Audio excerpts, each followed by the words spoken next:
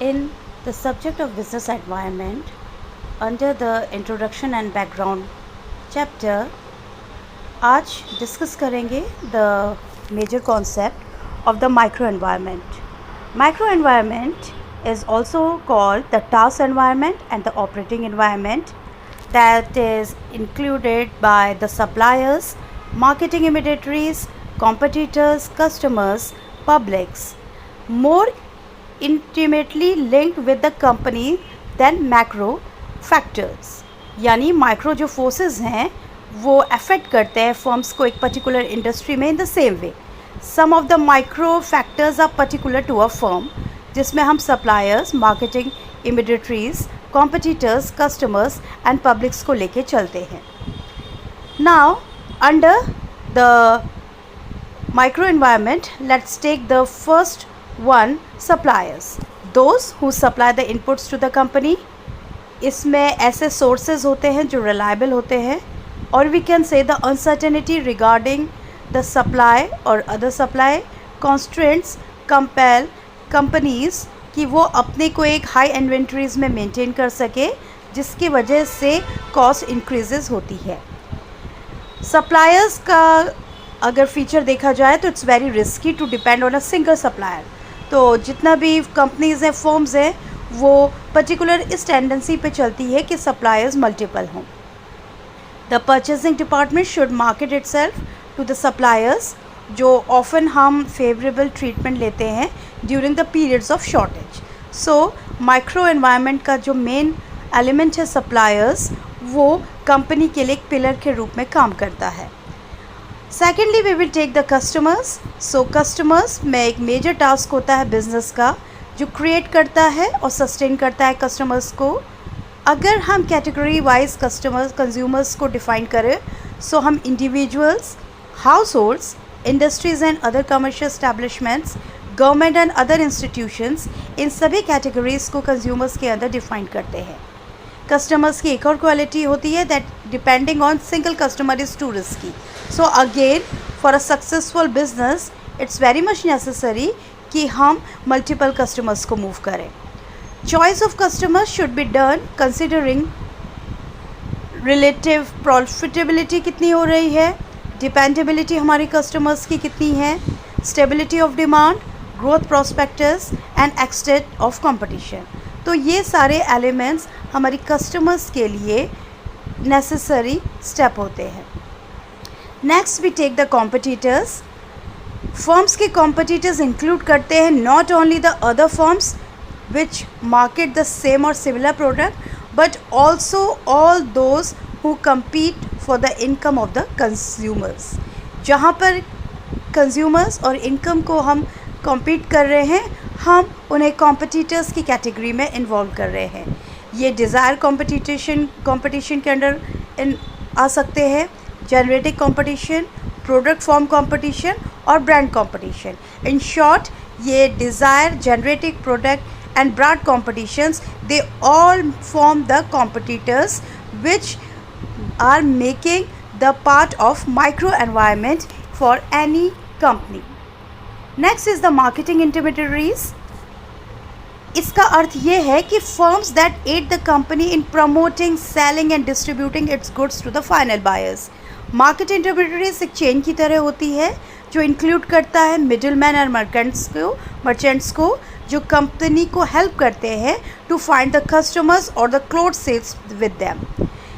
Marketing intermediaries में हम secondly involve करते हैं फिजिकल डिस्ट्रीब्यूशन, जो असिस्ट करता है कंपनी को in stocking and moving goods from their origin to their destination. Next, we include the market service agencies as the market intermediaries which assist the company in targeting and promoting its goods to the right markets, and also financial intermediaries जिसमें finance, marketing activities और ensure करता है business risk को. सो ये सारी चीज़ें marketing intermediaries में involve होती हैं, जो promote, selling and distributing functions को फाइनल बायर्स तक ले जाती है. It is also called the vital link between the company and the final consumers. Next, we take the publics as the part of the microenvironment. Publics में any group that has an actual or potential interest in or impact on an organization ability to achieve its interest. इसे एक example के तौर पे हम समझते हैं, जैसे मीडिया पब्लिक्स है, सिटीजन एक्शन पब्लिक्स है और लोकल पब्लिक्स है. ये एक्चुअल और पोटेंशियल इंटरेस्ट के साथ काम करती है. पब्लिक्स में अदर फॉर्म में हम media attack on any company which is influencing the government decision and affecting the company, इसको भी एक पार्ट लेके चलते हैं.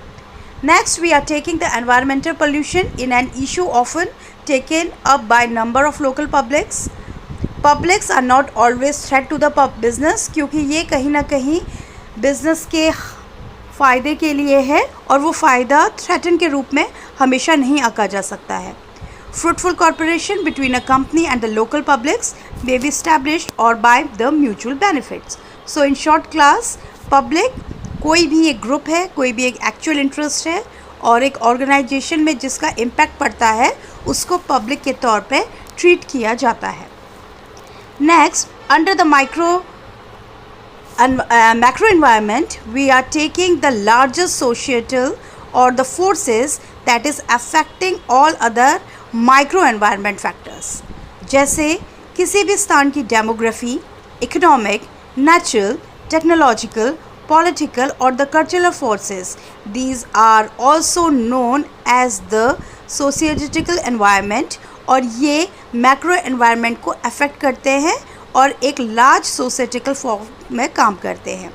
The societal environment includes general forces that do not directly touch on short run activities of the organization, मगर ये ऑफनली influence करते हैं लॉन्ग रन डिसीजंस किसी भी बिजनेस एनवायरनमेंट के.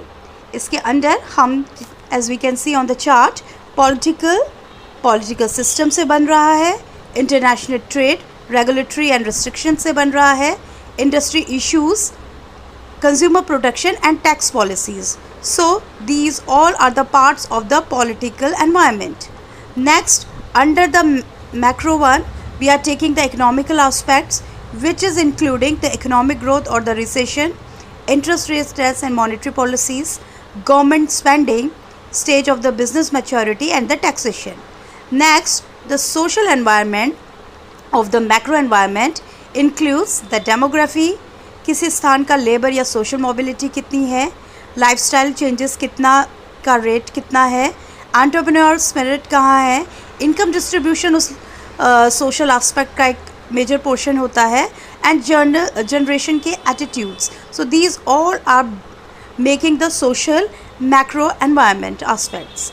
इन technological environment we are including the industrial efforts in R&D, government research कितना कर रही है, new innovations, inventories and development कितने हो रहे हैं, रोल ऑफ टेक्नोलॉजी ट्रांसफ़र कितना रेट है, लाइफ साइकिल एंड स्पीड और उस चीज़ में कितना ज़्यादा टेक्नोलॉजिकल एस्पेक्ट है, ये पर्टिकुलर उसके मैक्रो एस्पेक्ट का ही पार्ट होता है.